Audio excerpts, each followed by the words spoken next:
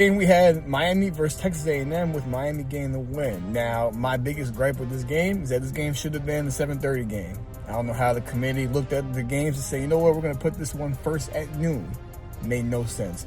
But very defensive, this game was.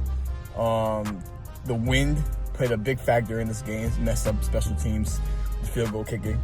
But was very impressed with Miami's defense. I know Miami's defense has been pretty good all year, but I didn't think they were better than Texas A&M's defense. But they were better in this game, forcing 3 turnovers. And shout out to Mark Fletcher Jr., who rushed for 172 yards. He really kept his team intact and was player of the game, in my opinion.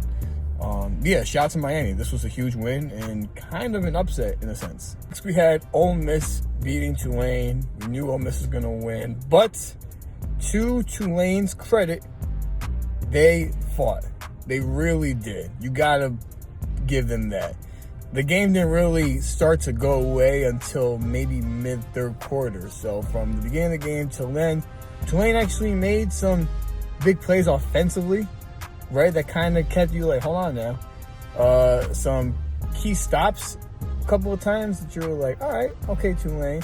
But at the end of the day, you knew what the outcome was going to be. You were kind of just waiting for it. Then we had Oregon beating JMU. I turned this game off after midway through the second quarter. I had my multi-view, I have YouTube TV, so I had my multi-view on. And I just took that game off and continued to watch the Bears-Packers game, the Texas Tech game, stuff like that. I mean, yeah. Look, it's only the second year of the 12-team playoff. I understand the NCAA trying to be fair to different conferences, right? Because it's Division I at the end of the day. It's kind of like their mindset. And if you win the conference championship, you deserve to go further, I guess, right, in a sense. But it's getting to a point now that it's not worth it TV-wise. And so these, like, top teams have to play the smaller teams, in a sense. It's like a bye week, but there's tackling, so there's not a bye week. And somebody could get hurt, right?